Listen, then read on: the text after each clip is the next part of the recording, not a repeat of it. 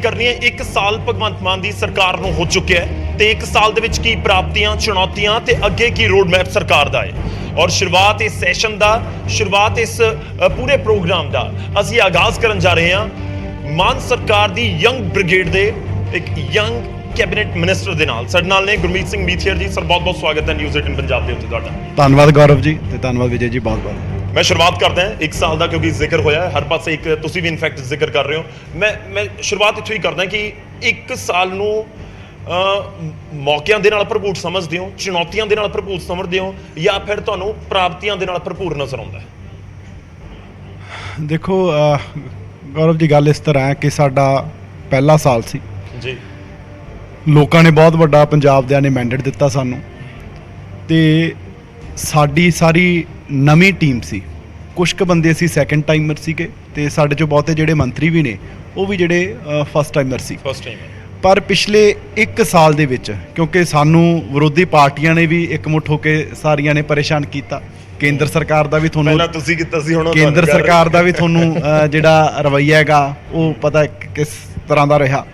ਪਰ ਪਿਛਲੇ 1 ਸਾਲ ਦੇ ਵਿੱਚ ਸਾਡੀ ਕੰਮ ਕਰਨ ਦੀ ਇੱਛਾ ਸ਼ਕਤੀ ਤੇ ਸਾਡੇ ਮੁੱਖ ਮੰਤਰੀ ਸਾਹਿਬ ਦੀ ਨੀਅਤ ਤੇ ਉਹਨਾਂ ਦੀ ਮਿਹਨਤ ਉਹਨਾਂ ਦੀ ਡੈਡੀਕੇਸ਼ਨ ਉਹਦੇ ਵਿੱਚ ਕੋਈ ਕਮੀ ਨਹੀਂ ਸੀ। ਸਾਡੇ ਸਾਰੇ ਮੰਤਰੀਆਂ ਨੇ ਮਿਹਨਤ ਕੀਤੀ ਤੇ ਜਿਵੇਂ ਸਭ ਤੋਂ ਵੱਡੀ ਗੱਲ ਜਿਵੇਂ ਮੈਂ ਤੁਹਾਨੂੰ ਕਿਹਾ ਕਿ ਲੋਕਾਂ ਨੇ ਮੈਂਡੇਟ ਦਿੱਤਾ ਲੋਕਾਂ ਨੂੰ ਉਮੀਦਾਂ ਬਹੁਤ ਨੇ ਤੇ ਅਸੀਂ ਉਹਨਾਂ ਉਮੀਦਾਂ ਤੇ ਖਰੇ ਉਤਰਨ ਲਈ ਮੈਂ ਨਹੀਂ ਕਹਿੰਦਾ ਕਿ ਸਾਰੇ ਵਾਅਦੇ ਜਿਹੜੇ ਆ ਕੋਈ ਪਹਿਲੇ ਸਾਲ ਦੇ ਵਿੱਚ ਪੂਰੇ ਹੋ ਗਏ ਹੋਣਗੇ। ਬੜੀਆਂ ਗਲਤੀਆਂ ਵੀ ਹੋ ਸਕਦਾ ਹੋਈਆਂ ਹੋਣ ਪਰ ਸਾਡੀ ਪਹਿਲੇ ਸਾਲ ਦੀ ਜਿਹੜੀ ਕਾਰਗੁਜ਼ਾਰੀ ਹੈ ਉਹਦੇ ਵਿੱਚ ਕਿਸੇ ਨੂੰ ਵੀ ਮੈਨੂੰ ਲੱਗਦਾ ਨਹੀਂ ਚਾਹੇ ਕੋਈ ਪੰਜਾਬੀ ਪੰਜਾਬ 'ਚ ਬੈਠੇ ਆ ਜਿਹੜਾ ਠੀਕ ਆ ਆਪੋਜੀਸ਼ਨ ਵਾਲਿਆਂ ਦਾ ਕਰਨਾ ਹੀ ਹੈ ਵਿਰੋਧ ਜਾਂ ਜਿਹੜੇ ਕੋਈ ਬਾਹਰ ਬੈਠੇ ਆ ਕਿਸੇ ਨੂੰ ਵੀ ਸਾਡੀ ਸਰਕਾਰ ਦੀ ਨੀਅਤ ਦੇ ਵਿੱਚ ਖੋਟ ਨਹੀਂ ਲੱਗੀ ਹੋਣੀ। ਕਿਉਂਕਿ ਤੁਸੀਂ ਦੇਖੋ ਕਦੇ ਪਹਿਲੇ ਸਾਲ ਦੇ ਵਿੱਚ ਇਹ ਹੋਇਆ ਨਹੀਂ। ਪਿਛਲੇ ਲਾਸਟ ਜਦੋਂ ਇਲੈਕਸ਼ਨ ਈਅਰ ਹੁੰਦਾ ਉਦੋਂ 2-4 ਮਹੀਨੇ ਪਹਿਲਾਂ ਜਾ ਕੇ ਮੁੱਖ ਮੰਤਰੀ ਐਕਟਿਵ ਹੋ ਜਾਂਦੇ ਆ ਮੰਤਰੀ ਐਕਟਿਵ ਹੋ ਜਾਂਦੇ ਆ। ਤੁਸੀਂ ਸਾਡਾ ਛੱਡੋ ਮੁੱਖ ਮੰਤਰੀ ਸਾਹਿਬ ਹਰ ਰੋਜ਼ ਮੈਨੂੰ ਲੱਗਦਾ ਉਹ 5-5 6-6 ਜਿਹੜੀਆਂ ਫੀਲਡ ਐਕਟੀਵਿਟੀਜ਼ ਵੀ ਜਿਹੜੀਆਂ ਕਰ ਦਿੰਦੇ ਆ। ਰੋਜ਼ ਮੈਨੂੰ ਲੱਗਦਾ ਪਹਿਲੇ ਮੁੱਖ ਮੰਤਰੀ ਹੋਣਗੇ ਕਿ ਮੇਰੇ ਕੋਲ ਜਿਵੇਂ 5 ਡਿਪਾਰਟਮੈਂਟ ਹੈ ਮੇਰੀ ਹਰ ਹਫਤੇ ਕਿਸੇ ਨਾ ਕਿਸੇ 1-2 ਡਿਪਾਰਟਮੈਂਟ ਦੀ ਰਿਵਿਊ ਮੀਟਿੰਗ ਸੀਐਮ ਸਾਹਿਬ ਦੀ ਆਈ ਰਹਿੰਦੀ ਹੈ। ਨਹੀਂ ਅੱਗੇ ਮੁੱਖ ਮੰਤਰੀ ਕਿੱਥੇ ਨਾ ਇੰਟਰਸਟ ਲੈਂਦੇ ਸੀ। ਸੋ ਅਸੀਂ ਪਹਿਲਾ ਜਿਹੜਾ ਦੂਸਰਾ ਬਜਟ ਪੇਸ਼ ਕੀਤਾ ਮੈਨੂੰ ਲੱਗਦਾ ਨਹੀਂ ਕਿ ਪੰਜਾਬ ਦੇ ਇਤਿਹਾਸ 'ਚ ਹੋਇਆ ਹੋਣਾ ਕਿ 26% ਵਾਧੇ ਵਾਲਾ ਬਜਟ ਆ ਜਿਹੜਾ ਪੇਸ਼ ਕੀਤਾ ਹੋਵੇ। ਅਸੀਂ 1,96,000 ਕਰੋੜ ਦਾ ਬਜਟ ਜਿਹੜਾ ਪੇਸ਼ ਕੀਤਾ ਬਹੁਤ ਵੱਡਾ ਵਾਧਾ ਹੈਗਾ ਤੇ ਅਸੀਂ ਬਹੁਤ ਵਾਅਦੇ ਜਿਹੜੇ ਮਤਲਬ ਕਿ ਬੜੇ ਲੋਕਾਂ ਨੂੰ ਲੱਗਦਾ ਸੀ ਕਿ ਇਹ ਤਾਂ ਜੀ ਜਾ ਕੇ ਲਾਸਟ ਦੇ ਵਿੱਚ ਪੂਰੇ ਕਰਨਗੇ ਜਾਂ ਚੋਣਾਂ ਦੇ ਨੇੜੇ ਜਾ ਕੇ ਪੂਰੇ ਕਰਨਗੇ ਪਰ ਅਸੀਂ ਪਹਿਲੇ ਸਾਲ ਦੇ ਵਿੱਚ ਅਸੀਂ ਨੌਕਰੀਆਂ ਵੀ ਦਿੱਤੀਆਂ। ਅੱਜ ਤੱਕ ਨਹੀਂ ਹੋਇਆ ਹੋਣਾ ਵੀ ਪਹਿਲੇ ਸਾਲ 'ਚ ਕਿਸੇ ਸਰਕਾਰ ਨੇ 27,000 ਨੌਕਰੀ ਦਿੱਤੀ। ਅਸੀਂ ਬੋਰਡ ਚੰਨੀ ਸਾਹਿਬ ਨੇ ਲਾਏ ਵੀ ਕੱਚੇ ਮੁਲਾਜ਼ਮ ਪੱਕੇ ਅਸੀਂ ਮੁਲਾਜ਼ਮ ਵੀ ਜਿਹੜੇ ਆ ਪੱਕੇ ਕੀਤੇ। ਅਸੀਂ ਬਿਜਲੀ ਵਾਲਾ ਬਹੁਤ ਵੱਡਾ ਜਿਹੜਾ ਇੱਕ ਵਾਅਦਾ ਸੀ ਕਿ ਅਸੀਂ ਜਿਹੜੇ 600 ਯੂਨਿਟ ਬਿਜਲੀ ਦੇ ਮੁਫਤ ਦੇਵਾਂਗੇ ਤੇ ਬੜੇ ਲੋਕਾਂ ਨੂੰ ਲੱਗਦਾ ਸੀਗਾ ਵੀ ਯਾਰ ਇਹ ਇਲੈਕਸ਼ਨ ਈਅਰ 'ਚ ਜਾ ਕੇ ਕਰਨਗੇ। ਅਸੀਂ ਉਹ ਵੀ ਪਹਿਲੇ ਸਾਲ 'ਚ ਕੀਤਾ ਤੇ ਕਈ ਨਾ ਮਤਲਬ ਕਿ ਇਹ ਕਹਿ ਦਿੰਦੇ ਆ ਵੀ ਜੀ ਕੋਈ ਕਹਿੰਦਾ ਸਸਤੀ ਕਰਨੀ ਸੀ ਕੋਈ ਕਹਿੰਦਾ ਪੰਜਾਬ ਤੇ ਬੋਝ ਪੈ ਗਿਆ ਕੋਈ ਕਹਿੰਦਾ ਜੀ ਇਹਦਾ ਫਾਇਦਾ ਕੋਈ ਨਹੀਂ ਹੋ ਗਿਆ 600 ਯੂਨਿਟਾਂ ਕਿੱਡੀ ਗੱਲ ਹੈ। ਪਰ ਨਾ ਤੁਸੀਂ ਬੜੀਆਂ ਕਿਉਂਕਿ ਜਿੰਨੇ ਸਾਡੇ MLAs ਆ ਅਸੀਂ ਜਿਹੜੇ ਸਾਰਾ ਦਿਨ ਪਬਲਿਕ ਡੀਲਿੰਗ ਕਰਦੇ ਆ ਮੈਂ ਪਿਛਲੇ 5 ਸਾਲ ਵੀ MLA ਰਿਹਾ ਜੀ। ਮੇਰੇ ਕੋਲੇ ਇੱਦਾਂ ਦੇ ਸਾਡੇ ਬਰਨਾਲੇ ਦੇ ਸੈਂਕੜੇ ਪਰਿਵਾਰ ਸੀ ਜਿਨ੍ਹਾਂ ਦਾ ਪਿਛਲੇ 4-4 ਸਾਲ ਤੋਂ ਬਿਜਲੀ ਦਾ ਜਿਹੜਾ ਜਨਰਲ ਕੈਟਾਗਰੀ ਦੇ ਮੀਟਰ ਕੱਟਿਆ ਹੋਇਆ ਸੀ। ਪਤਾ ਨਹੀਂ ਕਿੰਨੀਆਂ ਕੁ ਉਹਨਾਂ ਨੇ ਰਾਤਾਂ ਕਿੰਨੀਆਂ ਕੁ ਗਰਮੀਆਂ ਬਿਨਾਂ ਪੱਖੇ ਤੋਂ ਬਿਨਾਂ ਘਰੇ ਹੀਟਰ ਤੋਂ 4-4 ਸਾਲ ਤੋਂ ਕਈ ਜਨਰਲ ਕੈਟਾਗਰੀ। ਇੱਕ ਜਿੰਪਾ ਜੀ ਦੀ ਤੁਹਾਡੇ ਯਾਦ ਹੋਣਾ ਇੱਕ ਵੀਡੀਓ ਬੜੀ ਵਾਇਰਲ ਹੋਈ ਸੀ ਇੱਕ ਪਰਿਵਾਰ ਦੇ ਘਰੇ ਉਹ ਗਏ ਮੰਤਰੀ ਜਿੰਪਾ ਜੀ ਉਹ ਪਰਿਵਾਰ ਇੰਨਾ ਰੋਇਆ ਜਨਰਲ ਕੈਟਾਗਰੀ ਦਾ ਪਰਿਵਾਰ ਸੀ ਕਿ ਸਾਡੇ 4 ਸਾਲਾਂ ਬਾਅਦ ਘਰੇ ਬੱਤੀ ਜਿਹੜੀ ਆ ਉਹ ਬਲੀ ਆ। ਸੋ ਮਤਲਬ ਕਿ ਤੁਸੀਂ ਉਹਨਾਂ ਪਰਿਵਾਰਾਂ ਨੂੰ ਪੁੱਛ ਕੇ ਦੇਖੋ ਕਿ 600 ਯੂਨਿਟ ਦੀ ਅਹਿਮੀਅਤ ਕੀ ਹੈ। ਇਹ ਰਾਜਾ ਵੜਿੰਗ ਜਾਂ ਪ੍ਰਤਾਪ ਸਿੰਘ ਬਾਜਵਾ ਨੂੰ ਨਹੀਂ ਪਤਾ ਕਿ 600 ਯੂਨਿਟ ਦੀ ਅਹਿਮੀਅਤ ਕੀ ਹੈ ਇਹ ਉਹਨਾਂ ਲੋਕਾਂ ਨੂੰ ਪਤਾ। ਸੋ ਮੈਂ ਸਮਝਦਾ ਕਿ ਬਹੁਤ ਵੱਡੀ ਇਹ ਮੁੱਖ ਮੰਤਰੀ ਸਾਹਿਬ ਦੀ ਸਾਡੀ ਸਰਕਾਰ ਦੀ ਸਭ ਤੋਂ ਜ਼ਿਆਦਾ ਫੀਡਬੈਕ ਹੈ ਉਹ ਬਿਜਲੀ ਦੇ ਬਿੱਲਾਂ ਨੂੰ ਲੈ ਕੇ ਇੱਕ ਮੇਜਰ ਫੀਡਬੈਕ ਤੁਹਾਡੇ ਕੋਲ ਸਾਰਾ ਹੀ ਤੁਸੀਂ ਅੱਜ ਆਪਣੇ ਇੱਥੇ ਲੋਕਾਂ ਨੂੰ ਕਹੋ ਵੀ ਨੀਚੇ ਕਮੈਂਟ ਕਰਕੇ ਦੱਸਣ ਵੀ ਤੁਹਾਡੇ ਪਿੰਡ 'ਚੋਂ ਕਿੰਨੇ ਲੋਕਾਂ ਨੂੰ ਸਰਕਾਰੀ ਨੌਕਰੀਆਂ ਮਿਲੀਆਂ। ਕੋਈ ਪੰਜਾਬ ਦਾ ਇਦਾਂ ਦਾ ਪਿੰਡ ਹੀ ਨਹੀਂ ਜਿੱਥੋਂ ਨੌਜਵਾਨਾਂ ਨੂੰ ਸਰਕਾਰੀ ਨੌਕਰੀਆਂ ਨਹੀਂ ਮਿਲੀਆਂ। ਤੇ ਵੱਡੀ ਗੱਲ ਇਹ ਹੈ ਸਾਡੇ ਜੋ ਵਿਧਾਨ ਸਭਾ 'ਚ ਐਤਕੀ ਮੈਂਬਰਾਂ ਨੇ ਵੀ ਕਿਹਾ ਕਿਸੇ ਨੇ ਕੋਈ ਸਿਫਾਰਿਸ਼ ਨਹੀਂ ਲਵਾਈ ਜਿਨ੍ਹਾਂ ਨੇ ਮਿਹਨਤ ਕੀਤੀ ਮੈਰਿਟ ਤੇ ਆਏ ਉਹਨਾਂ ਦੀ ਜਿਹੜੀ ਸਿਲੈਕਸ਼ਨ ਹੋਈ ਹੈ। ਤੇ ਅੱਜ ਤੱਕ ਮੈਂ ਵਿਧਾਨ ਸਭਾ 'ਚ ਵੀ ਕਿਹਾ ਕਿ ਜਾਂ ਤੁਹਾਨੂੰ ਪੁਲਿਸ ਦੀਆਂ ਭਰਤੀਆਂ ਮਿਲਣਗੀਆਂ 2011 ਦੀਆਂ ਜਾਂ 16 ਦੀਆਂ, ਕਿਉਂਕਿ 12 'ਚ ਵੋਟਾਂ ਸੀ, 17 'ਚ ਵੋਟਾਂ ਸੀ, ਫਿਰ 21 'ਚ ਜਾਂ ਭਰਤੀਆਂ ਹੋਣਗੀਆਂ। ਅਸੀਂ ਪਹਿਲੇ ਸਾਲ 'ਚ ਭਰਤੀਆਂ ਕੀਤੀਆਂ। ਤੁਸੀਂ ਦੇਖੋ ਵੀ ਹੁਣ ਨਾ ਜਿਹੜਾ ਰੌਲਾ ਪੈਂਦਾ, ਕਈ ਨੌਜਵਾਨ ਕਹਿੰਦੇ ਜੀ ਓਵਰੇਜ ਹੋ ਗਏ। ਓਵਰੇਜ ਕਿਉਂ ਹੋ ਗਏ? ਹੁਣ ਅੱਗੇ ਪੁਲਿਸ ਦੀ ਭਰਤੀ ਦੀ ਏਜ 25 ਸਾਲ ਸੀ ਜੀ, ਜਨਰਲ ਕੈਟਾਗਰੀ ਦੀ। ਹੁਣ ਕਿਹਦੀ ਸਰਕਾਰ ਬਣੀ, ਅੱਜ ਉਹ 21 ਸਾਲਾਂ ਦਾ ਹੈ, ਉਹਦੇ ਕੋਲ 4 ਸਾਲ ਨੇ ਵੀ ਭਰਤੀ ਹੋਣ ਲਈ। 4 ਸਾਲ ਪੁਲਿਸ ਦੀ ਭਰਤੀ ਦਾ ਪੇਪਰ ਹੀ ਨਹੀਂ ਹੋਇਆ, ਉਹ ਓਵਰੇਜ ਹੋ ਗਿਆ। ਉਹਦੀ ਦੱਸੋ ਕੀ ਗਲਤੀ? ਹੁਣ ਇਹ ਬਹੁਤ ਵੱਡੀ ਮਤਲਬ ਕਿ ਇੱਕ ਨਾ ਸਾਡੀਆਂ ਉਪਲਬਧੀਆਂ ਦੇ ਵਿੱਚੋਂ ਇਹਦਾ ਵਿਧਾਨ ਸਭਾ 'ਚ ਵੀ ਜ਼ਿਕਰ ਨਹੀਂ ਹੋਇਆ। ਮੈਂ ਸਭ ਤੋਂ ਵੱਡੀ ਉਪਲਬਧੀ ਇਹ ਮੰਨਦਾ ਕਿ ਜਿਹੜਾ ਸੀਐਮ ਸਾਹਿਬ ਨੇ ਐਲਾਨ ਕੀਤਾ ਨਾ ਕਿ 1800 ਕਾਂਸਟੇਬਲ ਤੇ 300 ਸਬ ਇੰਸਪੈਕਟਰ ਦੀਆਂ ਭਰਤੀਆਂ ਹਰ ਸਾਲ ਨਿਕਲਿਆ ਕਰਨਗੀਆਂ, ਹਰ ਸਾਲ। ਉਹਦੇ ਨਾਲ ਤੁਸੀਂ ਦੇਖੋ ਕਿ ਲੱਖਾਂ ਨੌਜਵਾਨ ਜਿਹੜੇ ਆ ਉਹ ਗਰਾਊਂਡ ਨਾਲ ਵੀ ਜੁੜੇ ਰਹਿਣਗੇ, ਪੜ੍ਹਾਈ ਨਾਲ ਵੀ ਜੁੜੇ ਰਹਿਣਗੇ, ਮਤਲਬ ਕਿ ਮਿਹਨਤ ਕਰਨਗੇ। ਜੇ ਪੁਲਿਸ ਦਾ ਪੇਪਰ ਨਹੀਂ ਕਲੀਅਰ ਹੋ ਕਿਤੇ ਹੋਰ ਹੋ ਜਾਊਗਾ, ਪਰ ਇੱਕ ਹਰ ਸਾਲ ਕੋਈ ਕੱਲ ਨੂੰ ਇਹ ਨਹੀਂ ਕਹੂਗਾ ਵੀ ਸਾਨੂੰ ਮੌਕਾ ਨਹੀਂ ਮਿਲਿਆ। 2100 ਪੋਸਟੇ ਕੱਢਣੀ ਮੈਂ ਸਮਝਦਾ ਕਿ ਇਕੱਲਾ ਰੁਜ਼ਗਾਰ ਦੇ ਨਾਲ ਹੀ ਗੱਲ ਨਹੀਂ, ਇਹਦੇ ਨਾਲ ਨੌਜਵਾਨਾਂ ਨੂੰ ਵੀ ਗਰਾਊਂਡ ਨਾਲ ਪੜ੍ਹਾਈ ਨਾਲ ਜਿਹੜਾ ਜੋੜਨ ਵਾਲਾ ਜਿਹੜਾ ਮੈਂ ਸਮਝਦਾ ਕਿ ਕਦਮ ਹੈ। ਅੱਛਾ, ਤੁਸੀਂ ਜ਼ਿਕਰ ਕੀਤਾ ਬਜਟ ਦਾ, ਹੁਣੇ ਪੇਸ਼ ਹੋਇਆ ਹੈ, ਉਹਦੇ 'ਚ ਬਿਜਲੀ ਹੈ ਜਾਂ ਹੋਰ ਸੈਕਟਰ ਨੇ ਜਿਨ੍ਹਾਂ ਦੇ ਵੀ ਫੈਸਲਿਆਂ ਦਾ ਤੁਸੀਂ ਜ਼ਿਕਰ ਕਰ ਰਹੇ ਹੋ। ਮੈਂ ਤੁਹਾਡੇ ਡਿਪਾਰਟਮੈਂਟ 'ਤੇ ਆ ਰਿਹਾ, ਮਾਈਨਿੰਗ 'ਤੇ। ਔਰ ਮਾਈਨਿੰਗ ਵੀ ਉੱਡਾ ਹੀ ਇੱਕ ਪੈਰਲਲ ਵੱਡਾ ਮੁੱਦਾ ਹੈ। ਜੇ ਆਪਾਂ ਬਿਜਲੀ ਦੀ ਗੱਲ ਕਰੀਏ, ਨੌਕਰੀਆਂ ਦੀ ਗੱਲ ਕਰੀਏ, ਤਾਂ ਮਾਈਨਿੰਗ ਵੀ ਉੱਡੇ ਵੱਡੇ ਪੱਧਰ 'ਤੇ ਚਰਚਾ 'ਚ ਹੈ। ਔਰ ਮਾਈਨਿੰਗ ਨੂੰ ਲੈ ਕੇ ਤੁਹਾਡੇ ਵਿਰੋਧੀਆਂ ਨੇ ਬਹੁਤ ਸਵਾਲ ਚੱਕੇ ਕਿ 1 ਸਾਲ ਪੂਰਾ ਹੋ ਗਿਆ, ਜਿਹੜੇ ਤੁਸੀਂ ਦਾਅਵੇ ਕੀਤੇ ਸੀ ਉਹਨਾਂ ਦਾਅਵਿਆਂ ਦੀ ਐਕਚੁਅਲ ਸਥਿਤੀ ਕੀ ਹੈ? ਸੋ ਅਸੀਂ ਚਾਹਾਂਗੇ ਅੱਜ ਦਰਸ਼ਕਾਂ ਦੇ ਸਾਹਮਣੇ ਤੁਸੀਂ ਇਸ ਚੀਜ਼ ਨੂੰ ਥੋੜ੍ਹਾ ਸਪਸ਼ਟ ਕਰੋ ਵੀ ਜੇ ਨਹੀਂ ਰੈਵਨਿਊ ਆ ਪਾ ਰਿਹਾ ਤਾਂ ਕਿਉਂ ਨਹੀਂ ਆ ਪਾ ਰਿਹਾ, ਜਿਹੜੇ ਦਾਅਵੇ ਸੀ ਉਹਨਾਂ 'ਚ ਗੈਪ ਕਿਉਂ ਆ ਰਿਹਾ? ਮੈਂ ਦੇਖੋ ਬਰਾੜ ਸਾਹਿਬ, ਇਸ ਤਰ੍ਹਾਂ ਹੈ ਜੀ ਕਿ ਪੰਜਾਬ ਇੱਕ ਵੈਲਫੇਅਰ ਸਟੇਟ ਹੈ ਜੀ। ਮੇਨ ਜ਼ਿੰਮੇਵਾਰੀ ਸਾਡੀ ਇਹ ਹੈ ਕਿ ਲੋਕਾਂ ਨੂੰ ਸਸਤਾ ਰੇਤਾ ਦੇਣਾ। ਪਿਛਲੇ ਸਮੇਂ 'ਚ ਕਾਰਨ ਇਹ ਬਣੇ ਕਿ ਕੋਰਟ ਨੇ এনवायरमेंट ਕਲੀਅਰੈਂਸਸ ਨਾ ਹੋਣ ਕਰਕੇ ਮਾਈਨਿੰਗ ਤੇ ਜਿਹੜੀ ਹੈ ਸਟੇ ਲਾਤੀ। ਲੰਬਾ ਸਮਾਂ ਮਾਈਨਿੰਗ ਜਿਹੜੀ ਆ ਉਹ ਬੰਦ ਰਹੀ, ਜਿਹਦੇ ਕਰਕੇ ਰੈਵਨਿਊ ਤਾਂ ਕੀ ਆਉਣਾ ਸੀ, ਲੋਕਾਂ ਨੂੰ ਰੇਤਾ ਵੀ ਜਿਹੜਾ ਉਹ ਨਹੀਂ ਮਿਲਿਆ, ਹਨਾ। ਕਈ ਜਗ੍ਹਾ 40 ਰੁਪਏ 50 ਰੁਪਏ 60 ਰੁਪਏ ਤੱਕ ਵੀ ਜਿਹੜਾ ਰੇਤੇ ਦਾ ਜਿਹੜਾ ਰੇਟ ਹੈ ਉਹ ਚਲਾ ਗਿਆ। ਤੇ ਉਹ ਸਟੇ ਲੱਗਣ ਦੇ ਵੀ ਕਾਰਨ ਜਿਹੜੀਆਂ ਨਲਾਇਕੀਆਂ ਪਿਛਲੀਆਂ ਸਰਕਾਰਾਂ ਦੀਆਂ ਸੀ। ਹੁਣ ਜਿਹੜੇ ਪਹਿਲਾਂ ਵਾਲੇ ਠੇਕੇਦਾਰ ਸੀ ਉਹਨਾਂ ਦੇ ਨਾਲ ਅਸੀਂ ਤਾਂ ਸਮਝੌਤੇ ਕੀਤੇ ਨਹੀਂ ਸੀ ਜਿਨ੍ਹਾਂ ਦੇ ਹੁਣ ਤੱਕ ਠੇਕੇ ਚੱਲਦੇ ਸੀਗੇ। ਆ ਮਾਰਚ 'ਚ ਤਕਰੀਬਨ ਸਾਰੇ ਠੇਕੇ ਜਿਹੜੇ ਆ ਉਹ ਬੰਦ ਹੋ ਗਏ, ਉਹ ਪਿਛਲੀਆਂ ਸਰਕਾਰਾਂ ਦੇ ਕੀਤੇ ਹੋਏ ਸੀ। ਹੁਣ ਉਹਦੇ 'ਚ ਇਹਨਾਂ ਨੇ ਕੀ ਕੀਤਾ ਕਿ ਜੀ ਹੁਣ ਜਿੱਥੇ ਮਾਈਨਿੰਗ ਹੋਣੀ ਹੈ ਉਹਦੇ ਨਾਲ ਕਿਉਂਕਿ ਉਹਨਾਂ ਨੇ ਠੇਕੇਦਾਰ ਨੇ ਕਹਿਤਾ ਜੀ ਕੁਝ ਸਮੇਂ ਬਾਅਦ ਵੀ ਇੱਥੇ ਤਾਂ ਜੀ ਰੇਤਾ ਜਿੰਨਾ ਤੁਸੀਂ ਸਾਨੂੰ ਠੇਕਾ ਦਿੱਤਾ ਸੀ ਉਹਨਾਂ ਰੇਤਾ ਹੈ ਹੀ ਨਹੀਂ। ਇਹਨਾਂ ਨੇ ਜਿੱਥੇ ਜਿਹੜਾ ਰੇਤਾ ਕੱਢਣ ਦਾ ਜਿਹੜੇ ਰਿਵਰ ਬੈਡਸ ਤੋਂ ਜਿੱਥੇ ਡੀਸਿਲਟਿੰਗ ਹੁੰਦੀ ਹੈ, ਡੀਸਿਲਟਿੰਗ ਨੂੰ ਵੀ ਠੇਕੇਦਾਰਾਂ ਨੂੰ ਦੇਤਾ। ਜਿਹੜਾ ਡੀਸਿਲਟਿੰਗ ਤੁਸੀਂ ਠੇਕੇਦਾਰ ਨੂੰ ਨਹੀਂ ਦੇ ਸਕਦੇ, ਹੈ ਨਾ, ਉਹਦੀ ਜਿਹੜਾ ਇਰੀਗੇਸ਼ਨ ਡਿਪਾਰਟਮੈਂਟ ਉਹਦਾ ਉਹ ਕਰਦਾ। ਉਹਦੇ ਕਰਕੇ ਉਹ ਐਨਜੀਟੀ ਦੇ ਵੀ ਜਿਹੜੇ ਗਾਈਡਲਾਈਨਸ ਹੈ ਉਹਨਾਂ ਦੇ ਅਗੇਂਸਟ ਹੈ, এনवायरमेंट ਕਲੀਅਰੈਂਸਸ ਹੈ ਨਹੀਂ, ਜਿਹਦੇ ਕਰਕੇ ਸਟੇ ਲੱਗ ਗਈ। ਹੁਣ ਅਸੀਂ ਉਹਦੇ ਲਈ ਡਿਸਟ੍ਰਿਕਟ ਸਰਵੇ ਰਿਪੋਰਟ ਪਹਿਲਾਂ ਤਿਆਰ ਹੁੰਦੀ ਹੈ, ਫਿਰ ਸੀਆ ਕੋਲੇ ਜਾਂਦੀ ਹੈ, ਫਿਰ ਜਾ ਕੇ ਜਿਹੜੀ এনवायरमेंट ਕਲੀਅਰੈਂਸ ਜਿਹੜੀ ਆ ਉਹ ਆਉਂਦੀ ਹੈ। ਹੁਣ ਸਾਡੇ ਕੋਲੇ ਤਕਰੀਬਨ 14 ਚੋਂ 8 ਜ਼ਿਲ੍ਹਿਆਂ ਦੀਆਂ ਜਿਹੜੀਆਂ ਕਲੀਅਰੈਂਸਸ ਆਈਆਂ। ਸੋ ਅਸੀਂ ਕਿਉਂਕਿ ਸਾਡਾ ਇਹ ਵਾਅਦਾ ਸੀ ਕਿ ਅਸੀਂ ਲੋਕਾਂ ਨੂੰ ਸਸਤਾ ਰੇਤਾ ਦੇਣਾ, ਤੇ ਇਹ ਸੀਐਮ ਸਾਹਿਬ ਨੇ ਅਸੀਂ ਸਾਰਿਆਂ ਨੇ ਫੈਸਲਾ ਕੀਤਾ ਕਿ 5.5 ਰੁਪਏ, ਕਿਉਂਕਿ ਅੱਗੇ ਜਿਹੜੀਆਂ ਖੱਡਾਂ ਤੇ ਠੀਕ ਹੈ ਕਹਿਣ ਨੂੰ ਜਿੰਨਾ ਮਰਜ਼ੀ ਰੇਟ ਕਰ ਦੇਣ, ਕਿਉਂਕਿ ਜਿਨ੍ਹਾਂ ਨੇ ਰੇਤਾ ਕੱਢਣਾ ਸੀ ਉਹ ਵੀ ਠੇਕੇਦਾਰ ਸੀ, ਆਮ ਬੰਦਾ ਕੱਢ ਨਹੀਂ ਸਕਦਾ, ਉਹ ਜੀਸੀਬੀ ਵਾਲਾ ਕੱਢੂਗਾ, ਲੈ ਕੇ ਵੀ ਉੱਥੋਂ ਟਰਾਂਸਪੋਰਟਰ ਨੇ ਆਉਣਾ ਸੀ, ਆਮ ਬੰਦਾ ਲਿਆ ਨਹੀਂ ਸਕਦਾ। ਸੋ ਕਹਿਣ ਨੂੰ ਬੋਰਡ ਪੰਜਾਬ 'ਚ ਲੱਗੇ 5.5 ਰੁਪਏ ਦੇ ਹੋਰ, ਜਦੋਂ ਆਮ ਬੰਦਾ ਉੱਥੇ ਜਾ ਨਹੀਂ ਸਕਦਾ, ਕੱਢ ਨਹੀਂ ਸਕਦਾ, ਤਾਂ ਫਿਰ ਜਾਂ ਟਰਾਂਸਪੋਰਟਰ ਦੱਸੂ ਕੀ ਰੇਟ ਨਿਕਲੂਗਾ ਜਾਂ ਠੇਕੇਦਾਰ ਦੱਸੂਗਾ, ਹਨਾ। ਵਿੱਚ ਹੋਰ ਪਰਚੀਆਂ ਲੱਗ ਜਾਂਦੀਆਂ ਸੀ, ਐਮਐਲਏ ਦੀ ਪਰਚੀ ਜੀ, ਫਲਾਣੇ ਦੀ ਪਰਚੀ। ਰੇਤਾ ਪਹੁੰਚਦੇ ਬਹੁਤ ਮਹਿੰਗਾ ਹੋ ਜਾਂਦਾ ਸੀ। ਇਹ ਪਹਿਲੀ ਵਾਰ ਹੋਇਆ ਕਿ ਪਬਲਿਕ ਮਾਈਨਸ ਅੱਜ ਤੋਂ ਨਹੀਂ 15-20 ਸਾਲ ਪਹਿਲਾਂ ਜਦੋਂ ਸਾਡੇ ਮੈਨੂੰ ਲੱਗਦਾ ਵੀ ਘਰ ਪਏ ਹੋਣਗੇ ਸਾਡੇ ਬਾਪੂ ਵਰਗੇ, ਉਦੋਂ ਕਿਹੜਾ ਕੋਈ ਰੇਤੇਦਾਰ ਮੁੱਲ ਹੁੰਦਾ ਸੀ, ਜਾ ਕੇ ਟਰੈਕਟਰ ਟਰਾਲੀ ਜਾ ਕੇ ਦਰਿਆ ਤੋਂ ਭਰ ਲਿਆਉਂਦੇ ਸੀ। ਤੇ ਇਹ 20 ਸਾਲ ਬਾਅਦ ਮੈਨੂੰ ਲੱਗਦਾ ਪਹਿਲੀ ਵਾਰ ਹੋਇਆ ਕਿ 5.5 ਰੁਪਏ ਨੂੰ ਤੁਸੀਂ ਆਪਣਾ ਟਰੈਕਟਰ ਲੈ ਕੇ ਜਾਓ, ਤੁਸੀਂ ਆਪਣਾ ਟਰਾਲੀ ਲੈ ਕੇ ਜਾਓ, ਤੇ 5.5 ਰੁਪਏ ਨੂੰ ਉੱਥੋਂ ਜਿਹੜਾ ਰੇਤਾ ਭਰ ਕੇ ਲਿਆ ਸਕਦੇ ਹੋ। ਹੁਣ ਜਿਹੜਾ ਬਾਕੀ ਖਰਚਾ ਡੀਜ਼ਲ ਦਾ ਉਹ ਤੁਹਾਡੇ ਤੇ ਆ ਵੀ ਰਸਤੇ 'ਚ ਕਿੰਨਾ ਮਚਣਾ। ਤੇ ਦੂਜਾ ਇਹਦੇ ਨਾਲ ਕੱਲਾ ਲੋਕਾਂ ਨੂੰ ਰੇਤਾ ਸਸਤਾ ਨਹੀਂ ਮਿਲਿਆ, ਇਹਦੇ ਨਾਲ ਰੁਜ਼ਗਾਰ ਵੀ ਜਿਹੜਾ ਪੰਜਾਬ ਦੀ ਜਿਹੜੀ ਲੇਬਰ ਹੈ ਉਹਨਾਂ ਨੂੰ ਮਿਲਿਆ। ਮੈਂ ਨਿਊਜ਼ 18 ਨੂੰ ਖਾਸ ਤੌਰ ਤੇ ਬੇਨਤੀ ਕਰੂੰਗਾ, ਤੁਸੀਂ ਇੱਕ ਦਿਨ ਜਾ ਕੇ ਨਾ, ਜਿਵੇਂ ਸਾਡੀ ਮਾਓ ਸਾਹਿਬ ਖੱਡ ਚੱਲਦੀ ਹੈ ਜਲੰਧਰ ਏਰੀਏ 'ਚ, ਤੁਸੀਂ ਜਾ ਕੇ ਕਦੇ ਉੱਥੋਂ ਪਿੰਡਾਂ 'ਚੋਂ ਰਿਪੋਰਟ ਲੈ ਕੇ ਆਓ।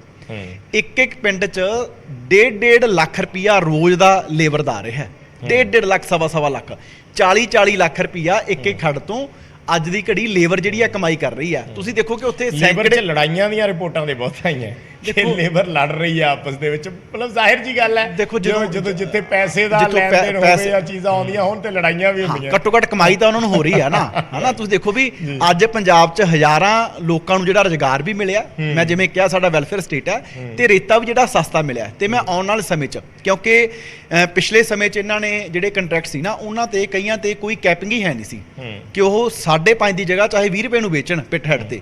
ਅਸੀਂ ਉਹਨਾਂ ਨੂੰ ਰੋਕ ਹੀ ਨਹੀਂ ਸਕਦੇ ਸੀ, ਉਹ ਕੋਰਟ ਚਲੇ ਜਾਂਦੇ ਸੀ ਕਿ ਜੀ ਐਜ਼ ਪਰ ਐਗਰੀਮੈਂਟ ਸਾਡੇ ਤੇ ਕੋਈ ਜਿਹੜੀ ਕੈਪਿੰਗ ਨਹੀਂ ਹੈ।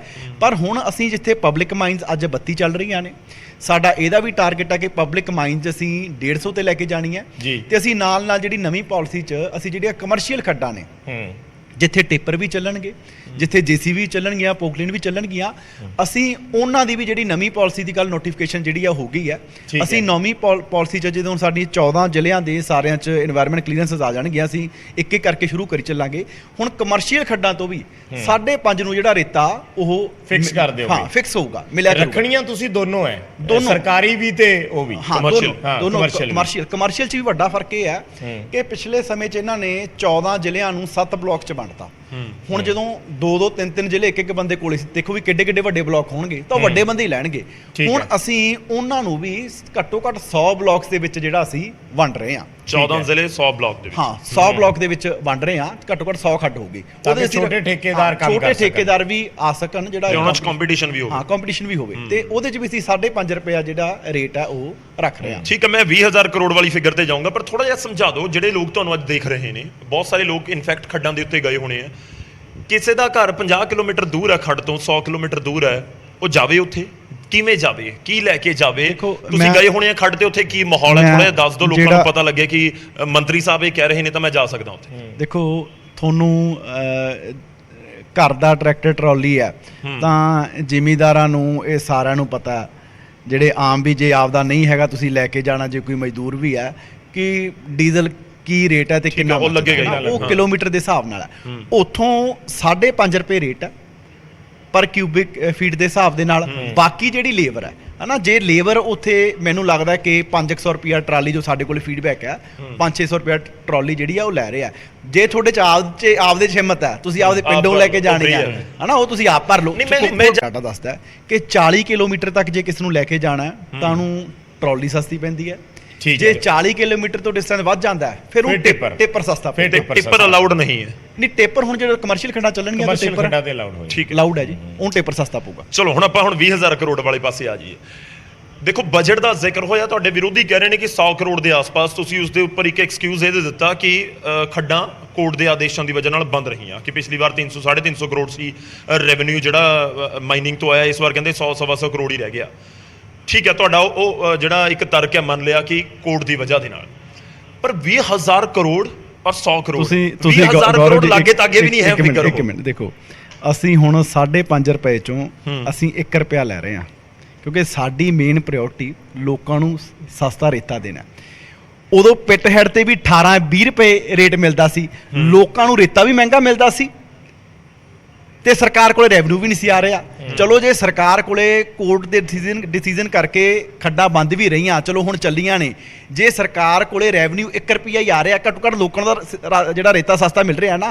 ਹੁਣ ਸਾਡਾ 1 ਰੁਪਿਆ ਰੈਵਨਿਊ ਹੈ, ਜੇ 20,000 ਕਰੋੜ ਜਾਂ ਜਿੰਨੇ ਵੀ 1,000 ਕਰੋੜ ਰੁਪਿਆ ਇਕੱਠਾ ਕਰਨਾ ਹੈ, ਕਿੱਥੋਂ ਕਰਨਾ? ਲੋਕਾਂ ਤੋਂ ਕਰਨਾ ਨਾ। ਜੇ ਅਸੀਂ 5.5 ਦੀ 1 ਰੁਪਏ ਦੀ ਜਗ੍ਹਾ ਆਪਦਾ ਜਿਹੜਾ ਪ੍ਰੋਫਿਟ ਹੈ, ਜੇ ਅਸੀਂ 10 ਰੁਪਏ ਕਰ ਦਾਂਗੇ ਤਾਂ ਜਿਹੜੀ ਕਲੈਕਸ਼ਨ ਆ ਉਹ ਜ਼ਿਆਦਾ ਹੋ ਜੂਗੀ, ਉਹਦਾ ਬੋਝ ਐਟ ਦੀ ਐਂਡ ਪਬਲਿਕ ਤੇ ਪੈਣਾ। ਸਮਝੀਏ ਕਿ ਨਹੀਂ ਹੋ ਸਕਦਾ 20,000 ਕਰੋੜ, ਨਹੀਂ ਰੈਵਨਿਊ ਵਧੂਗਾ। ਜਦੋਂ ਮੈਂ ਦੇਖੋ, ਅਸੀਂ ਦੋਨੋਂ ਚੀਜ਼ਾਂ ਲਈ ਜਿੱਦਣ ਸਾਡੀ 100 ਕਮਰਸ਼ੀਅਲ ਖੱਡ ਤੇ ਸਾਡੀ ਜਿਹੜਾ ਇਲੀਗਲ ਰੇਤਾ ਬੰਦ ਹੋਊਗਾ ਹਨਾ, ਤੇ ਚਾਹੇ 1 ਰੁਪਏ ਦੇ ਹਿਸਾਬ ਨਾਲ ਵੀ ਜਦੋਂ 5.5 ਰੁਪਏ ਨੂੰ ਸਾਰੇ ਕਿਤੋਂ ਲੀਗਲ ਰੇਤਾ ਨਿਕਲੂਗਾ, ਤਾਂ ਮੈਂ ਤੁਹਾਨੂੰ 100% ਆਪਾਂ ਅਗਲੇ ਸਾਲ ਇੱਥੇ ਫੇਰ ਬੈਠਾਂਗੇ ਜੀ, 100% ਜਿਹੜਾ ਸਰਕਾਰ ਦਾ ਰੈਵਨਿਊ ਜਿਹੜਾ ਉਹ ਇਨਕਰੀਜ਼ ਜਿਹੜਾ ਉਹ ਹੋਊਗਾ ਹੀ ਹੋਊਗਾ। ਹੁਣ ਪਿਛਲੇ ਸਮੇਂ 'ਚ ਨਾਲੇ ਮਿਲਦਾ 18 ਨੂੰ 20 ਰੁਪਏ ਨੂੰ ਜਿਹੜਾ ਪਿੱਠ ਹੈਡ ਤੋਂ, ਤੇ ਨਾਲੇ ਉਹਦੇ ਚੋਂ ਸਰਕਾਰ ਦੇ ਪੱਲੇ ਕੁਝ ਨਹੀਂ ਸੀ ਪੱਲੇ ਆਉਂਦਾ, ਕੁਛ ਨਹੀਂ ਆਉਂਦਾ ਉਹ ਸਾਰਾ ਮਾਫੀਏ ਦੇ ਕੋਲ ਹੀ ਜਿਹੜਾ ਉਹ ਜਾਂਦਾ ਸੀ। ਭਾਵੇਂ 5.5 ਰੁਪਏ ਆ ਰਹੇ ਆਦਾ ਸਰਕਾਰ ਕੋਲ ਰਹਿਣਾ 1 ਰੁਪਿਆ ਆ ਰਿਹਾ, ਪਰ ਜਿਹੜੀ ਉਸ ਤੋਂ ਬਿਨਾ ਵੀ ਚਲੋ ਜੇ ਜਾ ਰਿਹਾ, ਜਿਹੜਾ ਜ਼ਮੀਨ ਮਾਲਕ ਆ ਉਹਦੇ ਕੋਲ ਜਾ ਰਿਹਾ, ਜਿਹੜਾ ਲੀਗਲ ਕੋਈ ਕੰਮ ਕਰ ਰਿਹਾ ਮਜ਼ਦੂਰਾਂ ਕੋਲ ਜਾ ਰਿਹਾ, ਘੱਟੋ ਘੱਟ ਕਿਸੇ ਲੀਡਰ ਦੀ ਜੇਬ ਤਾਂ ਨਹੀਂ ਜਾ ਰਿਹਾ, ਕਿਸੇ ਕੋਈ 2 ਨੰਬਰ ਤਾਂ ਨਹੀਂ ਜਾ ਰਿਹਾ, ਹਨਾ। ਜੋ ਪੈਸਾ ਆ ਰਿਹਾ ਉਹ ਲੋਕਾਂ ਨੂੰ ਪਤਾ ਵੀ ਸਾਡਾ ਕਿੱਥੇ ਜਾ ਰਿਹਾ। ਮੈਂ ਇੱਕ ਹੋਰ ਮਾਈਨਿੰਗ ਦੇ ਨਾਲ ਜੁੜਿਆ, ਤੁਹਾਡੇ ਵਿਰੋਧੀ ਇਹ ਕਹਿੰਦੇ ਨੇ ਕਿ ਜਿਨ੍ਹਾਂ ਦੇ ਉੱਤੇ ਪਰਚੇ ਹੋ ਗਏ, ਜਿਹੜੇ ਭਗੌੜੇ ਕਰਾਰ ਦੇ ਦਿੱਤੇ ਗਏ, ਤੁਸੀਂ ਉਹਨਾਂ ਦਾ ਹੀ ਠੇਕਾ ਐਕਸਟੈਂਡ ਕਰ ਦਿੱਤਾ। ਬਹੁਤ ਕੰਟਰੋਵਰਸੀ ਹੋਈ ਪਿਛਲੇ ਦਿਨਾਂ ਵਿਕਰਮ ਮਜੀਠੀਆ ਆ ਕੇ ਪ੍ਰੈਸ ਕਾਨਫਰੰਸਾਂ ਕਰਦੇ ਨੇ, ਇੱਕ ਨਾਮ ਲਿਆ ਗਿਆ ਰਾਕੇਸ਼ ਚੌਧਰੀ ਦਾ ਲਗਾਤਾਰ, ਉਹ ਕਹਿੰਦੇ ਕਿ ਤੁਸੀਂ ਐਕਸਟੈਂਡ, ਇਨਫੈਕਟ ਮੈਨੂੰ ਲੱਗਦਾ ਕਿ ਜਦੋਂ ਤੁਹਾਡੇ ਕੋਲ ਡਿਪਾਰਟਮੈਂਟ ਆਇਆ ਉਹ 1 ਹਫ਼ਤੇ ਦੇ ਅੰਦਰ ਹੀ ਸਾਰਾ ਕੁਝ ਹੋਇਆ ਸੀ। ਦੇਖੋ ਉਹਨਾਂ ਨੇ ਕੋਰਟ ਦੇ ਵਿੱਚ ਪੈਸੇ ਭਰ ਕੇ, ਕਿਉਂਕਿ ਉਹਨਾਂ ਨੇ ਪੈਸੇ ਨਹੀਂ ਦਿੱਤੇ ਸੀ, ਉਹਨਾਂ ਦੀ ਬੰਦ ਕਰਤੀ। ਉਹਨਾਂ ਨੇ ਕੋਰਟ ਦੇ ਵਿੱਚ ਪੈਸੇ ਭਰ ਕੇ, ਕੋਰਟ ਦਾ ਆਰਡਰ ਸੀ ਕਿ ਇਹਨਾਂ ਤੋਂ ਇੰਨੇ ਪੈਸੇ ਭਰਵਾਓ ਤੇ ਇਹਨਾਂ ਦੀ ਖੱਡ ਜਿਹੜੀ ਹੈ ਜਿੰਨਾ ਟਾਈਮ ਉਹਨਾਂ ਦਾ ਜਿਹੜਾ ਠੇਕਾ ਹੈ ਉਹ ਚਾਲੂ ਕਰੋ। ਹੁਣ ਉਹ ਜਿਹੜੇ ਠੇਕੇ ਉਹ ਖਤਮ ਹੋ ਗਏ। ਵਿਕਰਮ ਚੌਧਰੀ ਨੂੰ ਅਸੀਂ ਥੋੜੀ ਪੰਜਾਬ 'ਚ ਲੈ ਕੇ ਆਏ ਸੀ, ਇਹਨਾਂ ਨੇ ਤਾਂ ਇੱਥੇ ਲਿਆ ਲਾ ਕੇ ਉਹਨਾਂ ਨੂੰ ਠੇਕੇ ਦਿੱਤੇ ਸੀ। ਉਹ ਬੰਦੇ ਕਾਲੀਆਂ ਸਮੇਂ ਵੀ ਕੰਮ ਕਰਦੇ ਰਹੇ, ਕਾਂਗਰਸ ਵੇਲੇ ਵੀ ਕੰਮ ਕਰਦੇ ਰਹੇ। ਸਾਡੀ ਕਿ ਉਹ ਭੂਆ ਦਾ ਮੁੰਡਾ ਹੈ। ਮੈਂ ਅੱਜ ਤੁਹਾਡੇ ਚੈਨਲ ਤੇ ਫੇਰ ਕਹਿਣਾ, ਪਹਿਲਾਂ ਵੀ ਕਿਹਾ, ਮੈਂ ਅੱਜ ਤੱਕ ਉਸ ਬੰਦੇ ਦੀ ਸ਼ਕਲ ਵੀ ਨਹੀਂ ਦੇਖੀ। ਮੈਨੂੰ ਇਹ ਨਹੀਂ ਪਤਾ ਵੀ ਉਹ ਬਰਾੜ ਸਾਹਿਬ ਵਾਂਗੂ ਦਾੜੀ ਥੋੜੀ ਜਿਹੀ ਵੱਡੀ ਰੱਖਦਾ, ਕਿ ਉਹ ਕਲੀਨ ਸ਼ੇਵ ਹੈ, ਕਿ ਤੁਹਾਡੇ ਵਾਂਗੂ ਹੈ। ਮੈਂ ਉਹਨੂੰ ਜਾਣਦਾ ਤੱਕ ਨਹੀਂ ਬੰਦੇ ਨੂੰ। ਦੇਖੋ ਸਾਡੇ ਲਈ ਕੋਈ ਹੈ, ਅਸੀਂ ਨਵੇਂ ਠੇਕੇ ਦੇਣੇ ਆ, ਕੋਈ ਆ ਕੇ ਉਹ ਲਵੇ। ਸਾਡਾ ਮੇਨ ਜਿਹੜਾ ਮਕਸਦ ਇਹ ਹੈ ਕਿ ਅਸੀਂ ਉਹਦੇ 'ਚ ਇਲੀਗਲ ਮਾਈਨਿੰਗ ਨਹੀਂ ਕਰਨ ਦੇਣੀ। ਜਿੰਨਾ ਰੇਤਾ ਕੱਢੂਗਾ ਉਹਦੇ ਸਾਨੂੰ ਜਿਹੜੇ ਸਰਕਾਰ ਨੂੰ ਜਿਹੜੇ ਆ ਉਹ ਪੈਸੇ ਜਿਹੜੇ ਆ ਉਹ ਦੇਊਗਾ। ਕੋਈ ਆਵੇ ਸਾਡੇ ਲਈ, ਨਾ ਕੋਈ ਵਿਕਰਮ ਚੌਧਰੀ ਹੈ, ਨਾ ਕੋਈ ABC। ਹਾਂਜੀ, ਐਕਸਟੈਂਡ ਕੀਤਾ ਉਹਨਾਂ ਦਾ ਠੇਕਾ। ਮੈਂ ਕਿਹਾ ਕੋਰਟ ਨੇ ਕਿਹਾ ਜੀ ਪੈਸੇ ਭਰਵਾ ਕੇ ਉਹਦੇ 'ਚ ਵੀ ਭਾਈ ਇਹਨਾਂ ਨੂੰ ਠੇਕਾ। ਰਾਕੇਸ਼ ਚੌਧਰੀ ਜਿਨ੍ਹਾਂ ਦਾ ਮੈਂ ਜ਼ਿਕਰ ਕਰ ਰਿਹਾ, ਉਹਨਾਂ ਨਾਲ ਗੱਲ ਹੋਈ, ਉਹ ਪਤਾ ਕੀ ਕਹਿੰਦੇ? ਕਹਿੰਦੇ ਅਸੀਂ ਪੰਜਾਬ 'ਚ ਕੰਮ ਕਰਨਾ ਹੀ ਨਹੀਂ। ਕਹਿੰਦੇ ਇੱਥੇ ਪੋਲੀਟੀਕਲੀ ਇੰਨਾ ਪ੍ਰੈਸ਼ਰ ਹੈ, ਹਰ ਚੀਜ਼ ਨੂੰ ਲੈ ਕੇ ਇੱਥੇ ਐਵੇਂ ਕਰਦੇ, ਅਸੀਂ ਕੰਮ ਕਰਨਾ ਹੀ ਨਹੀਂ। ਕਹਿੰਦੇ ਮੇਰੇ ਕੋਲ ਮੋਹਾਲੀ ਦਾ ਸੀਗਾ, ਰੋਪੜ ਦੀ ਖੱਡ ਸੀਗੀ, ਮੋਹਾਲੀ ਵਾਲੀ ਮੈਂ ਛੱਡ ਦਿੱਤੀ, ਰੋਪੜ ਵਾਲੀ ਮਾਰਚ ਤੱਕ ਹੈ, 18-19 ਮਾਰਚ ਤੱਕ ਕਿਸੇ ਦੇ ਤਰੀਕੇ ਨਾਲ ਖਤਮ ਹੋਵੇ। ਮੈਂ ਸਾਰੀਆਂ ਖਤਮ ਹੋ ਗਈਆਂ ਜੀ, ਸਾਰੀਆਂ ਖਤਮ ਹੋ ਗਈਆਂ, ਤੇ ਉਹਨਾਂ ਨੂੰ ਠੇਕੇ ਇਹਨਾਂ ਨੇ ਦਿੱਤੇ ਹੋਏ ਸੀ। ਹੁਣ ਜਿਹੜੇ ਅੱਗੇ ਤੁਸੀਂ ਠੇਕੇ ਦੇਣੇ, ਉਹਦਾ ਕੋਈ ਟਾਈਮ ਪੀਰੀਅਡ, ਟੈਨਿਓਰ ਕਿੰਨਾ ਰੱਖਿਆ ਹੈ? ਕਿੰਨੀ ਦੇਰ? 3 ਸਾਲ ਜੀ। 3 ਸਾਲ। 3 ਸਾਲ, ਠੀਕ ਹੈ। ਤੇ ਕੋਈ ਮਤਲਬ ਕੈਪਿੰਗ ਵਾਲਾ ਤੁਸੀਂ ਕਹਿ ਰਹੇ ਸੀ, ਮੇਰਾ ਉਹ ਦਿਮਾਗ ਦੇ ਵਿੱਚ ਸੀ, ਵਿਚਾਲੇ ਰਹਿ ਗਿਆ ਸਵਾਲ। ਕੋਈ ਕੈਪਿੰਗ ਹੋਏਗੀ ਜਾਂ 5.5 ਰੁਪਏ? 5.5 ਰੁਪਏ ਕੈਪਿੰਗ ਹੈ ਜੀ। 5.5 ਨਹੀਂ, ਜਿਹੜੀ ਕਮਰਸ਼ੀਅਲ ਖੱਡ ਤੋਂ ਆ ਰਹੀ ਹੈ 5.5 5.5 ਦੋਨਾਂ ਲਈ 5.5। ਉਹ ਉਸ ਤੋਂ ਬਾਅਦ ਬਾਹਰ ਆ ਕੇ ਸੇਲ ਕਿੰਨਾ ਕਰਦੇ ਆ? ਫਿਰ ਉਹ ਗੱਲ ਹੋ ਜਾਂਦੀ ਹੈ ਕਿ ਬਾਹਰ ਪਹੁੰਚਦੇ ਪਤਾ ਨਹੀਂ ਕਿਉਂ 50 ਰੁਪਏ ਹੋ ਜਾਂਦਾ। ਉਹ ਗੁੰਡਾ ਪਰਚੀਆਂ ਲੱਗਦੀਆਂ ਸੀਗੀਆਂ ਜੀ, MLA ਦੀਆਂ ਲੱਗਦੀਆਂ ਸੀ। ਨਹੀਂ ਦੇ ਦੋ। ਦੇਖੋ ਸਾਡੀ ਸਰਕਾਰ ਦਾ, ਮੁੱਖ ਮੰਤਰੀ ਸਾਹਿਬ ਦਾ ਬੜਾ ਕਲੀਅਰ ਮੈਸੇਜ ਹੈ ਸਾਰਿਆਂ ਨੂੰ, ਇਹ ਬਿਊਰੋਕ੍ਰੇਸੀ ਨੂੰ ਵੀ ਹੈ, ਸਾਡੇ ਲੀਡਰਾਂ ਨੂੰ ਵੀ ਹੈ, ਵੀ ਮਾਫੀਆ ਚਲਾਉਣ ਵਾਲੇ ਜਦੋਂ ਤੁਸੀਂ ਪਹਿਲਾਂ ਵਾਲੇ ਨਹੀਂ ਬਖਸ਼ੇ, ਆਪਦਿਆਂ ਤੇ ਵੀ ਕਾਰਵਾਈ ਕੀਤੀ ਹੈ, ਤਾਂ ਹਜੇ ਨਹੀਂ ਜਿਹਨੂੰ ਫਿਰ ਸਮਝ ਲੱਗੀ ਜਿਹੜਾ ਕੋਈ ਕਰੂਗਾ। ਇਹ ਤਾਂ CM ਸਾਹਿਬ ਨੇ ਬੜਾ ਕਲੀਅਰ ਕਿਹਾ, ਜੇ ਕੋਈ ਹੁਣ ਵੀ ਮਾਫੀਆ ਚਲਾਉਣ ਦੀ ਕੋਸ਼ਿਸ਼ ਕਰੂ, ਚਾਹੇ ਗੌਰਵ ਜੀ ਕੋਈ ਮਾਈਨਿੰਗ ਵਾਲਾ, ਚਾਹੇ ਕੋਈ ਡਰੱਗਸ ਵਾਲਾ, ਕਿਸੇ ਨੂੰ ਜਿਹੜਾ ਬਖਸ਼ਿਆ ਨਹੀਂ ਜਾਊਗਾ। ਇਹ ਤਾਂ ਤੁਸੀਂ ਹੁਣ ਮੇਰੀ ਨਾ ਮੰਨੋ, ਤੁਸੀਂ ਕਿਸੇ ਵੀ ਖੱਡ ਤੇ ਜਾ ਕੇ ਜਿਹੜੇ ਤੁਹਾਨੂੰ ਟਰਾਲੀਆਂ ਲੈ ਕੇ ਜਾ ਰਹੇ ਆ, ਤੁਸੀਂ ਪੁੱਛੋ ਵੀ ਤੁਹਾਨੂੰ ਕੋਈ ਰਾਹ 'ਚ ਪਰਚੀ ਲੱਗਦੀ ਕਿਤੇ? ਕੱਲਾ ਉਹਨਾਂ ਦਾ ਡੀਜ਼ਲ ਦਾ ਤੇਲ ਮੱਚਦਾ। ਇਦੋਂ ਬਾਅਦ ਵੀ ਚਾਹੇ ਕੋਈ ਟੇਪਰ ਤੇ ਜਾਊ, ਚਾਹੇ ਕੋਈ ਟਰਾਲੀ ਤੇ, ਜਿੰਨਾ ਡੀਜ਼ਲ ਦਾ ਰਾਹ 'ਚ ਰੇਟ ਮੱਚੂਗਾ, ਉਹੀ ਜਿਹੜਾ ਪੈਸੇ ਜਿਹੜੇ ਮੈਨੂੰ ਲੱਗਦਾ ਅਸੀਂ ਇੱਕ ਦਿਨ ਸਟਿੰਗ ਹੀ ਕਰ ਲਈਏ। ਕਰੋ ਜੀ ਜ਼ਰੂਰ, ਕਿ ਪਹੁੰਚ ਜਾਈਏ ਅਸੀਂ ਵੀ, ਦੇਖੀਏ ਜਾ ਕੇ ਖੱਡ ਦੇ ਉੱਪਰ ਹੁੰਦਾ ਵੀ ਕਹਿਣਾ। ਮੈਂ ਤੁਹਾਨੂੰ ਦੱਸ ਰਿਹਾ, ਪਰ ਇਹ ਕਦੋਂ ਪਹੁੰਚ ਜਾਵੇ ਨਿਊਜ਼ ਇਟ ਨਹੀਂ ਪਤਾ। ਮੈਂ ਨਹੀਂ ਕਹਿੰਦਾ ਕਿ ਹਜੇ ਵੀ ਕਿਤੇ ਪੰਜਾਬ 'ਚ ਲੀਗਲ ਮਾਈਨਿੰਗ ਨਹੀਂ ਚੱਲ ਰਹੀ ਹੋਣੀ। ਜੇ ਰੋਜ਼ ਫੜੇ ਜਾਂਦੇ ਆ, ਪਰਸੋਂ ਵੀ ਅਸੀਂ ਫੜੀਆਂ ਨੇ JC ਪੋਕਲੇਨਾ, ਜੇ ਫੜੇ ਗਿਆ ਤਾਂ ਕਿਤੇ ਨਾ ਕਿਤੇ ਚੱਲ ਰਹੀ ਸੀ ਨਾ। ਅਸੀਂ ਤਾਂ ਕਹਿੰਦੇ ਆ ਕਿ ਤੁਸੀਂ ਵੀ ਸਾਡੇ ਧਿਆਨ 'ਚ ਲਿਆਓ, ਕਿਤੇ ਕੋਈ ਇਦਾਂ ਦੀ ਕਾਰਵਾਈ ਹੋ ਰਹੀ ਹੈ। ਪੰਜਾਬ ਦੇ ਲੋਕ ਵੀ ਸਾਡੇ ਕਿਤੇ ਕੋਈ ਹੁੰਦੀ ਹੈ, ਸਾਨੂੰ ਦੱਸੋ, ਸ਼ਿਕਾਇਤ ਕਰੋ ਕਿਸੇ ਦੇ ਪਿੰਡ 'ਚ ਹੋ ਰਹੀ ਹੈ, ਕਿਉਂਕਿ ਅਸੀਂ ਸਾਰਵਜਨਿਕ ਜਗ੍ਹਾ ਨਹੀਂ ਜਾ ਸਕਦੇ। ਪਰ ਹਾਂ ਕਿ ਸਾਡੇ ਕੋਲ ਰਿਪੋਰਟ ਆਉਂਦੀ ਹੈ, ਅਸੀਂ ਫਿਰ ਉਹ ਤੇ ਕਾਰਵਾਈ ਨਹੀਂ ਕਰਦੇ। ਜੇ ਸਾਡੀਆਂ ਅੱਖਾਂ ਦੇ ਸਾਹਮਣੇ ਕੁਝ ਹੋ ਰਿਹਾ, ਫਿਰ ਅਸੀਂ ਜਿਹੜੇ ਆ ਕਸੂਰਵਾਰ ਆ। ਸੋ ਸਾਨੂੰ ਕਿਤੋਂ ਵੀ ਗੱਲ ਧਿਆਨ 'ਚ ਆਊਗੀ, ਅਸੀਂ ਸਖਤ ਐਕਸ਼ਨ ਜਿਹੜਾ ਉਹਨਾਂ ਤੇ ਲਵਾਂਗੇ। ਅੱਛਾ।